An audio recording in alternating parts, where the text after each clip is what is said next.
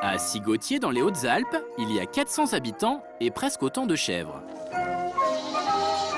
Depuis 30 ans, Bernard élève ses animaux au milieu des alpages. Des chèvres angora, mais aussi des bêtes dont la toison vaut de l'or, des chèvres cachemire. Elles peuvent être dehors 12 mois sur 12. Elles produisent le cachemire qu'elles ont à produire. Et donc elles sont totalement en liberté. Et puis ça se passe très très bien. Allez, Biquette, viens vite, viens. Allez les filles. Les chèvres de Bernard produisent l'une des laines les plus chères au monde, le célèbre cachemire. Notre éleveur est l'un des seuls Français à s'être lancé dans l'aventure. Viens là, viens. Je ne veux pas avoir la prétention de dire que dans la région du Cachemire ou en Mongolie ou autre, les conditions ne sont pas aussi bonnes qu'ici. Sauf qu'ici, elles sont effectivement très bonnes. Plus doux, plus fin et surtout plus chaud que la laine de mouton classique, le cachemire est une matière noble, d'autant qu'il est très rare. Pour le produire, les chèvres doivent vivre dans le froid à plus de 1200 mètres d'altitude.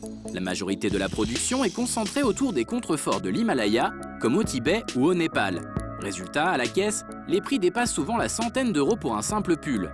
Si une poignée de Français se sont lancés dans cette production, la qualité de leur laine est-elle comparable? Et surtout, peut-on enfin espérer un cachemire moins cher?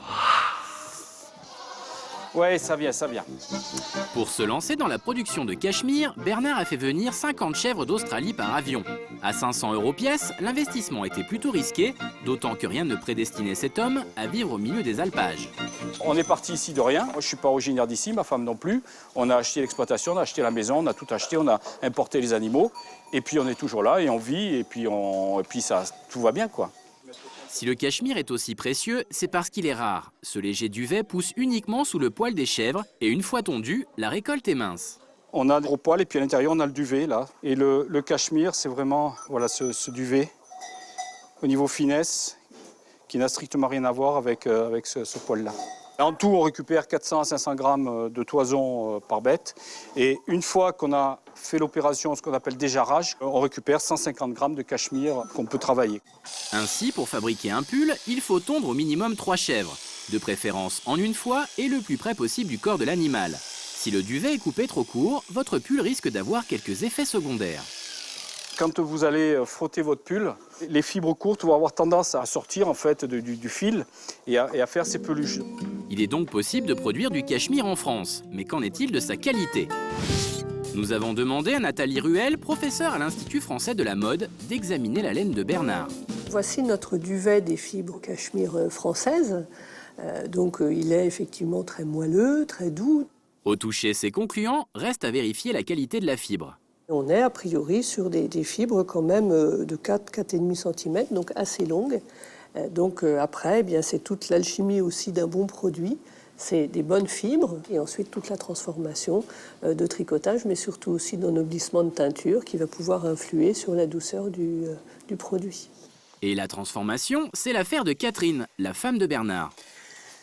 Alors voilà le poil qui arrive, qui est brut, c'est-à-dire que la toison arrive telle que, toute floconneuse. Il va falloir la mettre dans un seul sens pour pouvoir la filer. Elle passe ensuite la précieuse toison au rouet. Donc le principe, c'est que ça s'entortille comme ça pour arriver ensuite à ce fil qui sera propre à tricoter ou à tisser. Une opération fastidieuse rendue beaucoup plus simple aujourd'hui grâce à l'aide des machines. Catherine fait appel au service de plusieurs sociétés pour obtenir ses bobines de fil.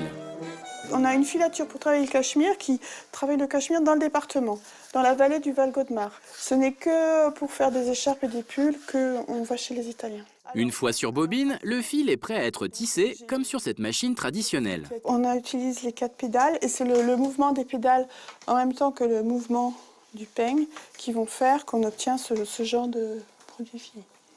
Catherine s'en sert pour réaliser des pièces uniques. Je fais ensuite de la confection et on obtient ce genre de petits chapeaux, voilà, où on va tirer des écharpes, on fait des vestes. Une fois transformée, voici ce que donne la laine cachemire 100% française de Catherine et Bernard. Voilà, ça c'est notre caverne d'Ali Baba.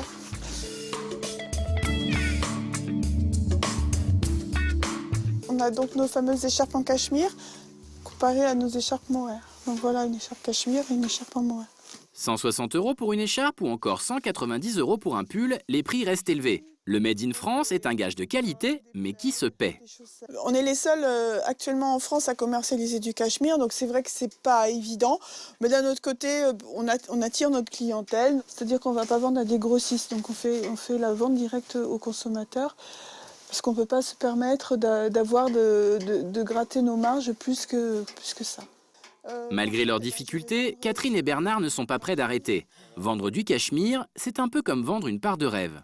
L'écharpe en cachemire, c'est une douceur extrême puisque finalement, on est sur la fibre la plus fine qui existe. Je suis sûre que notre écharpe conservera sa qualité dans le temps, que vous n'aurez pas de soucis, que vous ne me direz pas « Oh ben mon écharpe a perdu ses poils, ça a bouloché, ça a rétréci au lavage ». Vous la regarderez jusqu'à la fin de vos jours. Au final, qu'ils viennent d'Asie ou de France, porter du cachemire, ça n'a pas de prix.